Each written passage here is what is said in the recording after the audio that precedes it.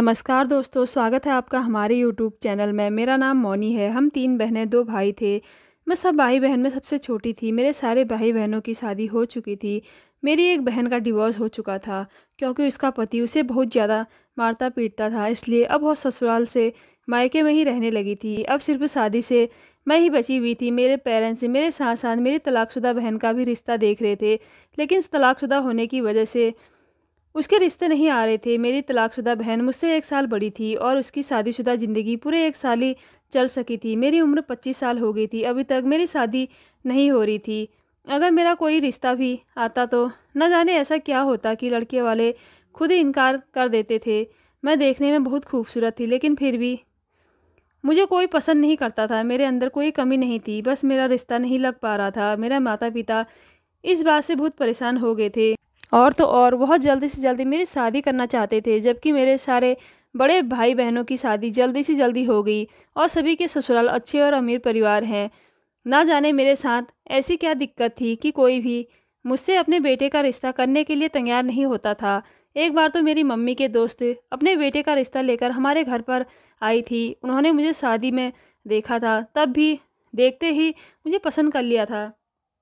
मेरी मम्मी को उम्मीद थी कि वह ज़रूर मुझे अपने घर की बहू बनाएंगी, पर जब वो हमारे घर आई और उन्होंने मुझे देखा तो उन्होंने फ़ौरन ही रिश्ता पक्का कर दिया। सारे मोहल्ले में यह बात फैल चुकी थी कि आज मेरे रिश्ते वाले आए हैं और मेरा रिश्ता फाइनली होने वाला है।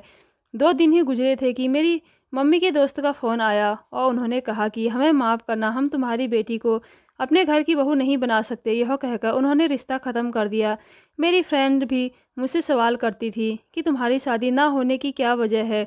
यह सब कुछ तो मुझे भी नहीं पता था। मैं अपने भाई बहन और अपने मम्मी पापा से इस बारे में सवाल करती तो वो मुझे कुछ नहीं बताते थे, क्योंकि अब मुझे बुरा लगने लगा था कि कोई मुझसे रिश्ता नहीं करना चाहता। मेरी तरह ही मेरी उस बहन का दुख भी था, जो बेचारी शादी होने के बाद भी दोबारा तलाक लेकर मायके आ गई थी। मेरा खूबसूरत होने का भी कोई फ़ायदा नहीं था। जब कोई मुझे अपने घर की बहू नहीं बनाना चाहता था, तो फिर ऐसी भी खूबसूरती का क्या काम। मेरे माता पिता ने भी मोहल्ला बदल कर देख लिया था, फिर भी मेरे साथ यही सब कुछ लगा हुआ था। मेरी उम्र निकलती जा रही थी। वह तो अच्छा था कि मैं खूबसूरत थी, इस वजह से ज़्यादा मेरी उम्र के बारे में पता नहीं चलता था। मेरी माँ भगवान से बहुत प्रार्थना करती थी कि उनकी एक ही तो बेटी रह गई है, अब उसकी भी शादी हो जाए और वह अपने ससुराल में सुखी रहे। मैं अपने माता पिता को अपनी तरफ से बहुत परेशान देखती थी। पेरेंट्स को तो अपने बच्चों की फ़िक्र होती है। फिर एक दिन चमत्कार हो गया और मेरे लिए एक अच्छा सा रिश्ता आ गया। उन लोगों ने मुझे देखते ही रिश्ता फाइनल कर दिया और लगभग 1 महीने के बाद मेरी जल्दी से जल्दी शादी हो गई, क्योंकि मेरे पेरेंट्स इस रिश्ते को हाथ से नहीं जाने दे सकते थे। मेरी शादी नाइयों के घर में हुई थी और मेरी तलाकशुदा बहन ही शादी से रह गई थी और मेरे घर वाले उसके लिए भी अच्छा रिश्ता तलाश कर रहे थे, पर अभी तक उसके लिए कोई सही रिश्ता नहीं मिल सका था। मेरी बहन का नाम कविता था। मेरे माता पिता भी ज़्यादा अमीर लोग नहीं थे। मेरे ससुराल में मेरी सास, जेठ और मेरे पति रहते थे। बाकी घर में कोई नहीं था। घर बहुत अच्छा बना हुआ था। मेरे जेठ ने शादी नहीं की थी, वो भी नाई थे और लोगों के बाल काटते थे। दोनों भाई एक ही दुकान पर लगे हुए थे। मेरे जेठ ने अपनी माँ से कहा था कि पहले मैं अपने छोटे भाई की शादी करना चाहता हूँ, उसके बाद मैं अपनी शादी कर लूँगा। शायद किस्मत में मेरे पति की ही शादी पहले लिखी हुई थी, इसलिए पहले मेरे पति की शादी हो गई। मेरे पति देखने में बहुत अच्छे थे और जब उन्होंने मुझे शादी की रात देखा तो वह मुझे देखते ही कंफ्यूज हो गए थे। उन्हें अपनी आंखों पर विश्वास नहीं हो रहा था कि उनको इतनी खूबसूरत पत्नी मिल सकती है। मेरे पति के हाथ पैर घबराहट की वजह से फूल गए थे। मुझे लगा कि इतना नर्वस होना तो नॉर्मल सी बात है, पर मेरा पति तो बेहोश हो गया था। सारे रिश्तेदारों को कमरे के अंदर आना पड़ गया था। अच्छा खासा मजाक बन गया था, क्योंकि सारे मेहमान ही बहुत हंस रहे थे, पर मेरा जेठ काफ़ी परेशान था। थोड़ी देर के बाद मेरे पति की हालत तो ठीक हो गई थी और वह ऐसे रिएक्ट कर रहे थे जैसे कोई बात नहीं हुई थी। अगले दिन सारे मेहमान भी जा चुके थे और मेरी शादीशुदा ज़िंदगी की शुरुआत हो गई थी। सब लोग कहते हैं कि मेरे जेठ पुराने नाई हैं, इसलिए उनको मेरे पति से भी अच्छा काम आता है। मेरे पति ने यह काम तो हाल ही में शुरू किया था, लेकिन इससे पहले वह गारमेंट्स की दुकान पर कपड़े बेचते थे। मेरे पति की और जेठ की दुकान बहुत अच्छी चल रही थी। उनके पास काफ़ी सारे कस्टमर आते थे, इसलिए वह दोनों भाई मिलकर दुकान संभालते थे। पर इस घर में काफ़ी ज़्यादा सुनसानी थी। मैं सारा दिन घर में अकेले रहकर बोर हो जाती थी। मेरी सास मुझसे ज़्यादा बातचीत नहीं करती थी। वह बहुत ज़्यादा संस्कारी औरत थी और हमेशा अपने कमरे में रहकर पूजा पाठ करती रहती थी। मैं घर का सारा काम करती थी, अपनी सास का खाना और उनकी दवाइयाँ मैं उनके कमरे में ही जाकर देती थी। लेकिन मुझे बहुत सुकून था कि मुझे यहाँ पर ज़्यादा काम नहीं करना पड़ता था। ज़्यादा बड़ी फैमिली नहीं थी, इसलिए मैं जल्दी जल्दी काम करके फ्री हो जाती थी। एक सास ही तो थी, वह भी सारा दिन अपने कमरे में रहती थी और उन्हें मेरे किसी भी काम से कोई मतलब नहीं था। वह मेरी लाइफ में इंटरफेयर नहीं करती थी। बाकी मुझे इन सब लोगों के काम करने पर कोई एतराज़ नहीं होता था। एक दिन हमारे घर पर पड़ोस की ही एक औरत घर आई थी। उन्होंने मुझे देखा तो वह बहुत खुश हुई थी। वह मेरी सास से मिलने के लिए आई थी, पर मेरी सास सो रही थी, इसलिए वह मेरे पास ही मुझसे बात करने के लिए बैठ गई। वह मुझे देखकर कहने लगी, बहू तुम इतनी खूबसूरत हो, तुम्हें तो बहुत अच्छा रिश्ता मिल सकता था, तो फिर तुम यहाँ क्यों आ गई? तुम्हारे माता पिता ने कुछ सोच समझकर तुम्हारी शादी नहीं की क्या? खूबसूरत लड़कियों के रिश्ते तो बड़ी आसानी से और अपने लोगों के यहाँ ही लग जाते हैं। मैंने कहा कि यह सब तो भगवान की मर्जी की बात है। उसने जिसके साथ जोड़ी बनाई होगी, शादी तो उसी के साथ ही होनी है ना। थोड़ी देर के बाद मेरी सास जाग गई तो वह उनके कमरे में ही बातें करने के लिए चली गई थी। उनका चाय नाश्ता मैं करा चुकी थी।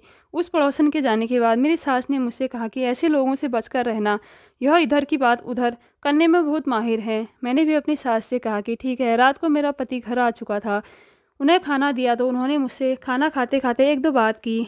उसके बाद कमरे में सोने के लिए चले गए थे। मेरे पति के साथ जब से वह बेहोश होने वाला मैटर हुआ था, वो मेरे करीब नहीं आ रहे थे। वह दूर दूर से ही मुझसे बात करते थे। उन्हें डर था कि वह कहीं फिर से बेहोश ना हो जाए। मैंने उस दिन के बाद से इस टॉपिक पर कोई बात नहीं की थी। पर इस घर में मेरे लिए टाइम गुजारना बहुत मुश्किल हो रहा था। मुझे नई नई शादी वाली कोई फीलिंग नहीं आ रही थी। ना पति कोई प्यार मोहब्बत करता था, ना सास मेरे साथ ज़्यादा बातचीत करती थी, और ना ही मेरा पति मुझे कहीं बाहर घुमाने फिराने के लिए ले गया था। मेरे पति और जेठ सुबह अपनी दुकान पर जाते और शाम को 6 बजे तक घर वापस आ जाते थे। मेरे पास करने को ज़्यादा काम नहीं होता था और कोई ऐसा काम नहीं था जिससे मैं थोड़ा अपना ध्यान बटा पाती। भगवान ने मुझे खूबसूरत शक्ल तो बहुत अच्छी दी थी, लेकिन हुनर मेरे अंदर कोई भी नहीं था। ना मैं ज़्यादा पढ़ी लिखी थी और ना ही मुझे कोई सिलाई कढ़ाई जैसा कोई काम आता था जो मैं घर बैठकर कर लेती। एक दिन मैंने अपने जेठ को देखा, वह अपने काम से आते ही फ़ोन में बहुत बिजी थे, जैसे कोई ज़रूरी चीज़ देख रहे हो। मैं अपने जेठ के पीछे जाकर बैठ गई कि चलो मैं यहाँ धूप में बैठकर सब्ज़ी काट लेती हूँ। पर जैसे ही मेरे जेठ को महसूस हुआ कि मैं उनके पीछे बैठ गई हूँ और मेरी नज़र उनके फ़ोन पर पड़ सकती है, वह वहाँ से उठकर फ़ौरन ही चले गए और दूसरी तरफ दीवार से टेक लगाकर बैठ गए। मैंने अपने जेठ से बड़े प्यार से कहा, भैया मुझे भी दिखाइए ज़रा, आप मोबाइल में क्या देख रहे हैं? यहाँ तो घर में देखने के लिए टीवी भी नहीं है। तो मेरे जेठ कहने लगे कि इसमें तुम्हारे देखने जैसा कुछ नहीं है।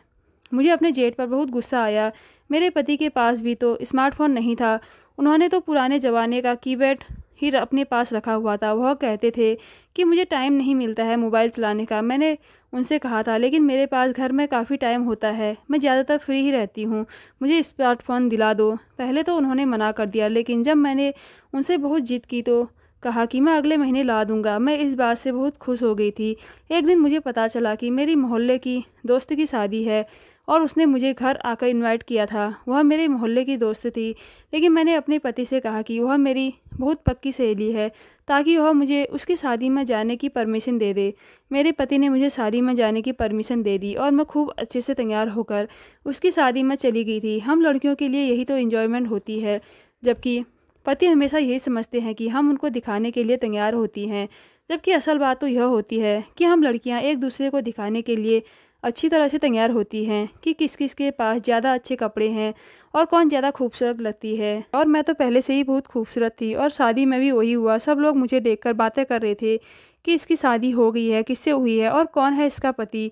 मेरे पति शादी में नहीं आए थे क्योंकि उनके पास टाइम नहीं था। कुछ औरतें आपस में बातें कर रही थी कि कौन है इतना हिम्मत वाला जिसने इस बिगड़ी हुई लड़की से शादी कर ली है, वह बेचारा कौन है। उन औरतों की बातें मुझे समझ नहीं आ रही थी और उनकी बातों में मेरा दिल जल रहा था।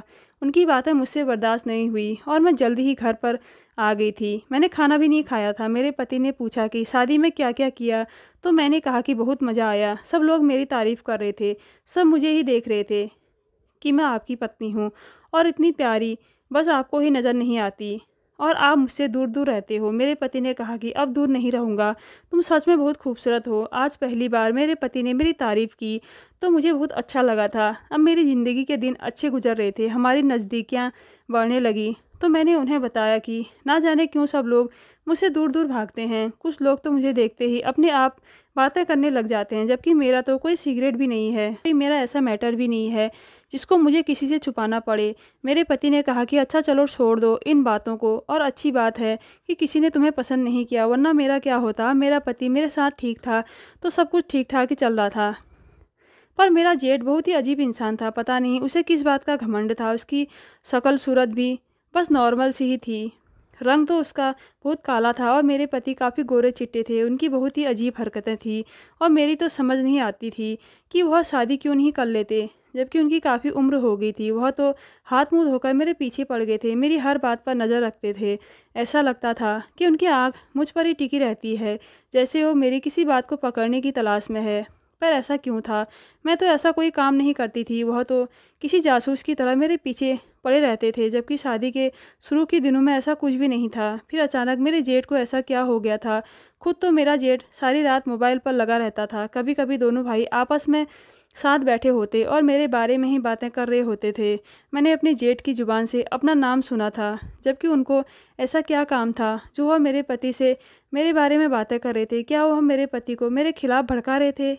लेकिन इतना सब होने के बाद भी मेरा पति मेरे साथ कोई ऐसी वैसी हरकत तो नहीं करता था। इसका मतलब कि हर बार मेरे जेठ का प्लान नाकामयाब हो जाता था। धीरे धीरे मुझे अपने जेठ से नफरत होने लगी थी, क्योंकि बड़ी मुश्किल से तो मेरे पति के साथ मेरा रिलेशन ठीक हुआ था, और वह अब हमारी खुशियों के पीछे पड़ गए थे। आखिर वह ऐसा क्यों कर रहे थे? एक दिन तो बहुत ही अजीब हुआ था, और वह यही कि आधी रात को जब मेरी अचानक से आँख खुली तो मेरे पति बिस्तर पर मौजूद नहीं थे। मुझे बहुत ज़्यादा प्यास लग रही थी और मैं पानी पीना चाहती थी, लेकिन कमरे में पानी नहीं था और मेरा पति भी कमरे में मौजूद नहीं था। मैंने बाथरूम में देखा तो बाथरूम का दरवाज़ा भी खुला हुआ था, मतलब कि मेरा पति वहाँ पर भी मौजूद नहीं था। मैंने बाहर जाने के लिए दरवाज़ा खोलने की कोशिश की तो मैं दंग रह गई थी कि दरवाज़ा नहीं खुल रहा था। बाहर से किसी ने दरवाजे को बंद कर दिया था। मैं हैरान रह गई थी कि यह किसने किया। आधी रात को मुझे कमरे में बंद किया। मैंने बुरी तरह से चिल्लाना शुरू कर दिया और दरवाजे को भी दोनों हाथों से पीटना शुरू कर दिया, धक्के देना शुरू कर दिया और ज़ोर ज़ोर से चीखने लगी कि दरवाज़ा खोलो, दरवाज़ा खोलो। थोड़ी देर के बाद मेरे पति ने ही दरवाज़ा खोल दिया था। मैंने देखा कि मेरे पति और जेठ दोनों ही कमरे से बाहर आंगन में बैठे हुए थे, और शायद मेरा पति उसी के साथ बैठकर कोई बातचीत कर रहा था। लेकिन मुझे कमरे के अंदर बंद करने की क्या ज़रूरत थी? मैंने कहा कि यह सब कुछ क्या हो रहा है? बाहर से दरवाज़ा किसने बंद किया था? मेरे पति ने कहा कि वह मुझे आदत पड़ी हुई है कमरे से बाहर निकलते ही दरवाज़ा बंद करने की, इसलिए मैंने गलती से कमरे के दरवाजे को कुंडी लगा दी। चलो मुझसे गलती हो गई। मैंने कहा आपने कमरे का दरवाज़ा अंदर से बंद तो कर दिया था, लेकिन आप इस टाइम पर बाहर क्या कर रहे हो? क्या बात है? कोई परेशानी है क्या? तो उन्होंने कहा कि नहीं, कोई परेशानी नहीं है। मैं भैया के साथ थोड़ी देर बैठ गया था, लेकिन दोनों की शक्ल से लग रहा था कि मेरे पति मुझसे झूठ बोल रहे हैं, और ऐसा लगता था कि यह दोनों मेरे बारे में ही बातें कर रहे थे। तभी तो उन्होंने मुझे कमरे के अंदर बंद करके बाहर से दरवाजे की कुंडी लगा दी थी, ताकि मैं उन दोनों की बातें ना सुन लूँ। मेरे पति ने कहा कि तुम जाओ, मैं आता हूँ। मैंने कहा कि मुझे प्यास लगी है। उन्होंने कहा ठीक है, मैं तुम्हारे लिए पानी लेकर आता हूँ। वो जब पानी कमरे के अंदर लेके आए, मैंने पानी पी लिया और कहा कि यह आप क्या कर रहे हो? मुझे बताते क्यों नहीं हो? आधी रात को आखिर ऐसी कौन सी बातें हो रही थी? तो वह कहने लगी कि तुम्हें पता तो है ना कि हम दोनों मिलकर घर चलाते हैं, तो बस घर खर्चे की ही बातें कर रहे थे। ऊपर से माँ का भी ख्याल रखना होता है, बस यही सब बातें कर रहे थे और कुछ नहीं। मैंने कहा 11 बजे तक आप तो मेरे साथ सो गए थे। आधी रात को उठकर आपको यह बात कैसे याद आ गई कि आपको बातें करनी है? यह बात भला सुबह भी तो हो सकती थी। और मुझे कमरे के अंदर बंद क्यों किया आपने? ऐसे कोई अपनी पत्नी को कमरे के अंदर बंद नहीं करता। आपने जानबूझकर मुझे बंद किया। मेरे पति की शक्ल से लग रहा था कि वह मुझसे झूठ बोल रहे हैं, लेकिन उन्होंने बात बदल दी और कहा कि नहीं, मैंने तुम्हें जानबूझकर बंद नहीं किया, और मुझे नींद नहीं आ रही थी तो मैं उठकर बाहर चला गया था। देखा तो भैया भी जाग रहे थे, बस हम दोनों बातें करने बैठ गए। यह तो कोई गलत नहीं हुआ, तुम तो बात के पीछे ही पड़ जाती हो। चलो सो जाओ। अब मैं हैरान थी कि एक तो मेरे पति गलती कर रहे थे और ऊपर से गुस्सा भी मुझ पर ही हो रहे थे। फिलहाल मैं भी सो गई थी, लेकिन इसके बाद मुझे ठीक से नींद नहीं आई थी। सुबह तक मैं सोचती रही कि ये लोग आपस में क्या बातें कर रहे थे। अब मैं नोटिस कर रही थी कि अक्सर मेरे पति और जेठ आपस में कोई ना कोई बातचीत कर रहे होते थे, और मुझे लगता था कि बात मेरे बारे में ही हो रही है। एक बार मैं अपनी एक फ्रेंड से बात कर रही थी, वह मेरे घर आई थी। जब जब मैंने उसे पूरी बात बताई कि किस तरह से शादी से पहले लोग मुझसे दूर भागते थे और कोई भी मुझे अपने घर की बहू बनाने के लिए तैयार नहीं था, जबकि मेरे अंदर कोई कमी नहीं है, मेरी फ्रेंड ने कहा कि औरतों के अंदर एक कमी ऐसी होती है, इसके बारे में उसे कभी कुछ पता नहीं होता है, शायद उसे बाद में पता चलता है। तुम भी तो कहीं बाज नहीं हो गई, हो सकता है तुम्हारे माता पिता को इस बारे में पता हो और उन्होंने तुम्हें इस बारे में बताना ठीक नहीं समझा हो, क्योंकि तुम बच्चा पैदा नहीं कर सकती हो। लोग औलाद के लिए ही तो शादी करते हैं, और हो सकता है कि तुम्हारे अंदर यह कमी हो। उसने मुझे किसी की कहानी बताई थी कि एक 10 साल की उम्र की लड़की थी और उसके बचपन में ही पता चल गया था कि वह कभी माँ नहीं बन सकती, और फिर उसकी शादी भी नहीं हो रही थी। मेरे दिल में भी यही डर था, क्योंकि मेरी शादी को भी तो 8 महीने हो गए थे और अभी तक मेरे पास भी कोई बच्चा नहीं था। लेकिन अचानक से मेरी तबीयत ख़राब हुई। मैं अपनी सास के साथ डॉक्टर के पास चली गई थी, जिसकी दुकान करीब में ही थी। उन्होंने मेरे कुछ टेस्ट करवाए और बताया कि मैं प्रेग्नेंट हूँ और माँ बनने वाली हूँ। यह बात सुनकर मेरी सास बहुत खुश हो गई थी, क्योंकि यह मेरी एक ऐसी फिक्र थी जो अब ख़त्म हो गई थी। इसका मतलब यह था कि मैं एक औरत की हैसियत से अब मेरे अंदर कोई कमी नहीं थी। फिर लोग क्यों मुझसे दूर भागते थे, यह बात मुझे आज तक समझ नहीं आई थी। डॉक्टर ने मेरा चेकअप किया और उन्होंने बताया कि आपका दूसरा महीना चल रहा है और आपका बच्चा बहुत कमज़ोर है, इसलिए आपको अपना बहुत ख्याल रखना होगा। घर आते ही सबसे पहले यह बात मैं अपने पति को बताना चाहती थी, लेकिन जब मैं और मेरी सास घर आए तो मेरे जेठ घर में बैठे हुए थे और फिर से अपने मोबाइल में बिजी थे। मेरी सास रास्ते से ही मिठाई का डिब्बा लेकर आ गई थी। उन्होंने आते ही पहले मेरे जेठ को मिठाई खिलाई। उन्होंने कहा कि माँ, आखिर ये मिठाई किस बात की खिला रही हो। मेरी सास ने खुशी खुशी उन्हें यह गुड न्यूज़ सुनाई और कहा कि अब तुम ताऊजी बनने वाले हो और इस घर में तुम्हारा भतीजा या भांजी आने वाली है। मैंने अपने जेठ की तरफ ताना मारते हुए कहा कि बस माँ जी, इतनी खुशी मत मनाओ, कहीं ऐसा ना हो कि मेरी खुशी को किसी की नज़र लग जाए। यह कहते हुए मैं कमरे में चली आई, क्योंकि मुझे वैसे भी अपने जेठ पर बहुत गुस्सा आ रहा था। मैंने अपने पति को अपने जेठ से कॉल करवा के बहाने से घर बुला लिया था कि घर में खाने को कुछ नहीं है, खाने का सामान लेकर आ जाओ। जब वह सामान लेकर आए तो मैंने उन्हें यह खबर सुनाई। वह बहुत ज़्यादा खुश हुए थे और उन्होंने बाहर जाकर यह बात अपने भैया को बता दी। वह भी बहुत खुश हुए थे और उनको आशीर्वाद देने लगे। मैंने अपने दिल में सोचा कि मेरे जेठ को मैं अच्छी नहीं लगती तो मेरे बच्चे कैसे अच्छे लगेंगे। हमारे घर में खुशियाँ ही खुशियाँ झूमने लगी थी। मेरी सास ने मेरी नज़र उतारी और उन्होंने मेरे पति को बताया कि बहू को बहुत कमज़ोरी है, इसलिए उसे अपना बहुत ख्याल रखना होगा। मेरे पति ने कहा कि घर के सारे काम छोड़ दो, अब तुम्हें आराम करना होगा। मेरी सास कहने लगी, बहू, जब तुम नहीं थी तब भी मैं घर का सारा काम करती थी, अब तुम आराम करोगी और सारे काम मैं खुद ही कर लिया करूँगी। तुम बस खाना बना देना, बाकी का सारा काम मैं खुद कर लूँगी, बस तुम आराम करो। इतने सालों बाद मेरे घर में बच्चों की किलकारी गूंजने वाली है। मैं अपने ससुराल वालों की इतनी मोहब्बत देखकर बहुत ज़्यादा खुश हो गई थी। लेकिन फिर अगली रात कुछ ऐसा हुआ कि मुझे ऐसा महसूस हो रहा था जैसे मैंने कोई सपना देख लिया हो। जैसे मैं अपने कमरे से बाहर निकल गई थी, लेकिन सुबह उठी तो यह तो सिर्फ सपना ही था। अगले दिन जब मैंने अपने जेठ को सुबह का नाश्ता बनाकर दिया तो मेरे जेठ ने मुझसे कहा कि नैना, अब मैं परेशान हो गया हूँ, ऐसा मत किया करो, अब तो तुम माँ भी बनने वाली हो, अब तुम्हें सारी बातें समझनी चाहिए। मैंने कहा, भैया आप यह कैसी बातें कर रहे हो। उन्होंने मेरी किसी बात का कोई जवाब नहीं दिया और वह इतना कहकर वहाँ से उठकर चले गए थे। मुझे समझ नहीं आ रहा था कि वह आखिर किस बारे में बात कर रहे थे कि अब तो यह सब कुछ मत करो, मैं तंग आ गया हूँ। मैं ऐसा क्या कर रही थी और उसका नुकसान मेरे जेठ को हो, किया ही क्या था मैंने जिससे वह तंग आ गए थे। मैंने यह बात अपने पति को बताई कि आखिर भैया का इस बात से क्या मतलब है और वह मुझसे ऐसी बातें क्यों कह कर गए। लेकिन मैं क्या करती, मुझे कुछ समझ में नहीं आ रहा था। फिलहाल मैंने इस बात पर कोई एक्शन नहीं लिया और मेरे पति ने भी कहा कि मैं भैया से खुद बात कर लूँगा। एक दिन मैं अपने जेठ के कमरे की सफाई कर रही थी कि तभी अचानक मुझे उनके कमरे के फर्श पर एक पर्चा पड़ा हुआ मिला। मैंने इसे खोलकर देखा तो मैं हैरान रह गई थी। इस पर किसी का नंबर लिखा हुआ था। मैंने उसे संभाल कर टेबल पर रख दिया था, लेकिन फिर मैंने दोबारा से वह पर्चा उठाया और खोलकर देखा। यह नंबर मुझे जाना पहचाना सा लग रहा था और फाइनली मैं इस नंबर को पहचान भी गई थी। यह तो मेरी बहन का नंबर था, कविता का, जो तलाक लेकर अपने पति से झगड़ा करके घर पर आ गई थी। लेकिन मेरी बहन का नंबर आखिर मेरे जेठ के पास क्या कर रहा था। मैं परेशान हो गई थी और सोचने लगी थी और मुझे बहुत गुस्सा आ रहा था कि मेरी बहन का नंबर मेरे जेठ के पास क्यों है और इन दोनों का आपस में क्या कनेक्शन है। मैंने फ़ौरन ही अपने पति के मोबाइल से अपनी बहन को कॉल की और उससे कहा कि मेरे जेठ के कमरे से तुम्हारा नंबर मिला है। मैं समझ गई कि मेरी तलाकशुदा बहन का अफेयर मेरे जेठ के साथ चल रहा था, तभी तो उसके कमरे से मुझे मेरी बहन का नंबर मिला। इसलिए मैंने अपनी बहन को फ़ोन किया और मैंने जब अपनी बहन के नंबर पर फ़ोन किया तो मेरी मम्मी ने कॉल रिसीव की थी। मैंने मम्मी से कहा कि कविता का नंबर मेरे जेठ के कमरे से मिला है। अब मैं इस बारे में कविता से घर पर आकर ही बात करूंगी। मेरी मम्मी ने कहा, तुम्हें घर आने की कोई ज़रूरत नहीं है, तमाशा मत बनाओ। मैंने कहा कि तो फिर कविता को क्या काम है मेरे जेठ के साथ? कविता मेरे जेठ से बातें करती है। मम्मी ने कहा, खामोश हो जाओ और अपने काम से काम रखो। यह कहकर मम्मी ने कॉल कट कर दी। अब मैं समझ गई थी कि इन दोनों का कोई ना कोई तो चक्कर चल रहा है। मैं नहीं चाहती थी कि मेरी बहन का कोई भी रिश्ता मेरे जेठ के साथ हो, क्योंकि मुझे अपना जेठ बिल्कुल भी पसंद नहीं था। इसलिए मैं अपनी बहन को अपने जेठ से बचाकर रखना चाहती थी। मैंने अगले ही दिन अपनी सास और अपने पति को बिठाकर सारी बात बताई। मैंने अपने चेहरे पर कोई भी गुस्सा नहीं लाया हुआ था, बल्कि बहुत ही प्यार और तसल्ली से बात की थी। मैं नहीं चाहती थी कि मेरी सास को अपने बेटे की बात सुनकर बुरा लगे। मौके पर ही मेरे जेठ भी आ गए थे, तो मैंने उनसे सवाल किया कि ये सब कुछ क्या हो रहा है, और उनको यह भी बता दिया कि क्या इस बारे में मेरी मम्मी भी जानती है। मेरे जेठ ने कहा कि मौनी, दरअसल मैं तुम्हारी तलाकशुदा बहन के साथ शादी करना चाहता हूँ और मैं उसे पसंद करने लगा हूँ। हाँ, यह गलत बात है कि मुझे इस बारे में तुम्हें पहले ही बता देना चाहिए था।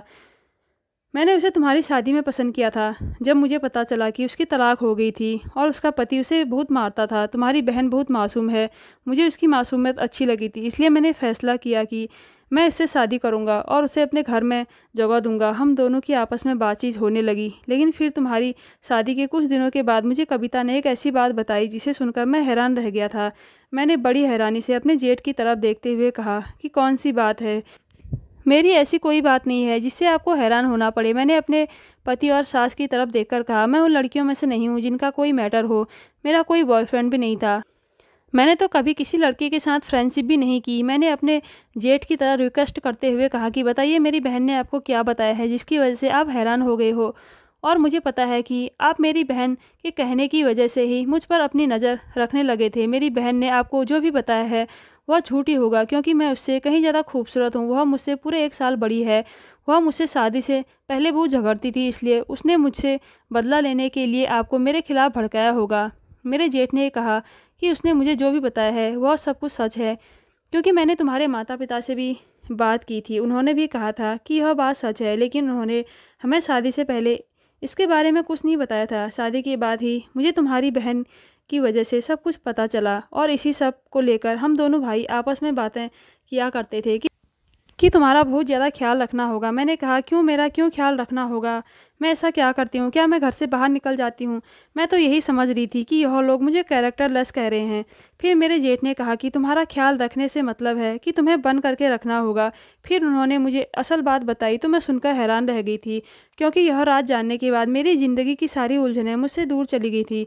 क्योंकि यह रात जानने के बाद मुझे मेरे सारे सवालों के जवाब मिल गए थे। दरअसल मुझे नींद में चलने की बीमारी थी, और नींद में चलकर ही मैं हमेशा किसी दूसरे इंसान के कमरे में जाकर सो जाती थी या फिर घर के बाहर निकल जाती थी। यह बात मेरे सारे रिश्तेदार और मोहल्ले वाले जानते थे। मुझे इस बारे में कभी कुछ पता नहीं था, क्योंकि मेरे माता पिता नहीं चाहते थे कि अपनी इस बीमारी को सुनकर मैं अपना दिल छोटा करूं, और अपनी इसी बीमारी की वजह से मैं कहीं डिप्रेशन का शिकार ना हो जाऊं, इसलिए उन्होंने मुझे यह बात नहीं बताई थी। फिर जब शादी के बाद मेरी बहन और मेरे जेठ की आपस में फ़ोन पर बातें होने लगी, तो उन्होंने बातों ही बातों में मेरे जेठ को यह बात बता दी थी।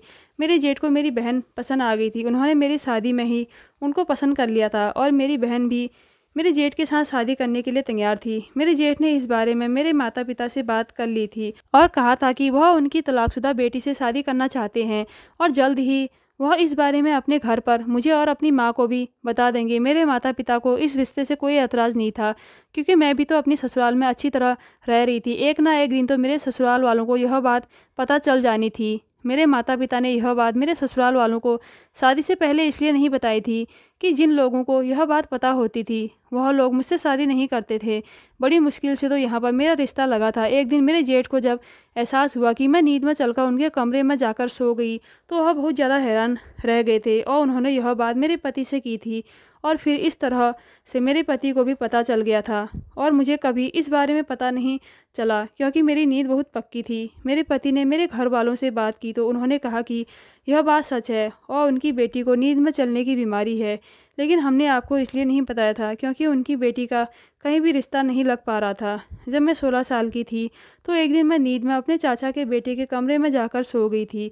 मेरी चाची तो वैसे भी बहुत बुरी औरत थी। उन्होंने इस बात का गलत मतलब निकाल के सारे मोहल्ले में इस बात को आग की तरह फैला दिया था, और सब लोग को यही भरोसा दिलाया कि मैं एक गलत लड़की हूँ और ज़बरदस्ती लड़कों के कमरों में जाकर सो जाती हूँ और उनको लगता था कि मैं एक्टिंग करती हूँ, मुझे कोई बीमारी नहीं है, मैं कैरेक्टरलेस लड़की हूँ और जानबूझकर मैं किसी के साथ भी सो जाती हूँ। यह बात मेरे घर वालों ने मुझसे छुपा कर रखी थी। फिर एक दिन मेरे पति को पता चल गया, इसलिए वह दोनों भाई आपस में बातें करते रहते कि मेरे साथ क्या किया जाए। यहाँ ससुराल में किसी को यह बात पता ना चले, इसलिए वह दोनों मेरा ख्याल रखना चाहते थे। और अब मैं माँ बनने वाली थी, तब से वह दोनों मेरा और भी ज़्यादा ख्याल रखने लगे थे। तभी मेरे जेठ ने कहा कि अब तुम ऐसी हरकतें मत किया करो, मैं तुमसे तंग आ गया हूँ। इसका मतलब यही था कि मैं नींद में चलकर उनके कमरे में चली जाती थी, लेकिन मुझे बिल्कुल भी यह सब कुछ याद नहीं रहता था कि मैं कब और किस तरह से अपने जेठ के कमरे में जाती हूँ। मेरे पति ने मुझे वीडियो भी दिखाई कि तुम किस तरह से चलकर जाती हो। मैं वीडियो देखकर हैरान रह गई थी और मैंने अपने पति और सास जेठ से कहा कि मुझे यह बीमारी है, इस बारे में तो मुझे कुछ नहीं पता था, लेकिन मैंने आप लोगों को जितना भी तंग किया इसके लिए आप मुझे माफ़ कर दो। मेरी सास और जेठ ने कहा कि इसमें तुम्हारी कोई गलती नहीं है। मैंने अपने पति से कहा कि क्या इस बीमारी की वजह से कल को मुझे कोई नुकसान पहुंच जाए या मैं लाचार हो जाऊं, मुझे कोई और बीमारी हो जाए तो क्या आप मुझे अकेला छोड़ दोगे? मेरे पति ने कहा कि यह तुम्हारी गलत फैमिली है, मैं तुम्हें बहुत प्यार करता हूँ, मैं भला तुम्हें कैसे छोड़ सकता हूँ? मुझे तुम पर पूरा भरोसा है, इसलिए तो मैं तुम्हारा ख्याल रखता हूँ। यह तुम्हारी अच्छे होने की पहचान है कि तुमने इतने अच्छे तरीके से मेरे घर गृहस्थी को संभाल कर रखा है। ऐसा ना हो कि किसी दिन नींद में तुम घर से बाहर निकल जाओ और तुम्हारे साथ कुछ गलत हो जाए। इसलिए मैं और भैया तुम्हारे लिए परेशान रहते थे। और तुम्हें पता है, जब मुझे पता चला कि तुम्हें यह प्रॉब्लम है तो थोड़ी देर के लिए मैं भी परेशान हो गया था, लेकिन फिर भैया ने मुझे तसल्ली दी और उन्होंने कहा कि नैना बीमार है, वह अपनी मर्ज़ी से ऐसा कुछ नहीं करती है। उन्होंने मुझे समझाया और उस दिन के बाद से ही मैंने फैसला कर लिया था कि मैं तुम्हें यह बात पता चलने नहीं दूंगा। अगर तुम्हें यह बात पता चली तो तुम्हें बहुत दुख पहुंचेगा। मैंने अपने जेठ से माफ़ी मांगी और कहा कि मुझे माफ़ कर दीजिए, मैं आपके बारे में बहुत बुरा सोचने लगी थी। और मैंने कविता से भी माफ़ी मांग ली, क्योंकि मैं सोचती थी कि कहीं उसने आपको मेरे खिलाफ़ भड़का तो नहीं दिया है, लेकिन आप लोगों ने तो मेरा घर बचाया है। मैंने अपने पति से कहा कि अब मैं नींद में चलूँ तो आप मुझे फ़ौरन जगा देना, ताकि मुझे पता चल जाए और इसका कोई इलाज हो सके, और मैं भी इसका इलाज करवाना चाहती हूँ। इसलिए अगले दिन ही मेरा पति मुझे डॉक्टर के पास लेकर गया। डॉक्टर ने कहा कि आपकी यह बीमारी जल्द ही ठीक हो जाएगी।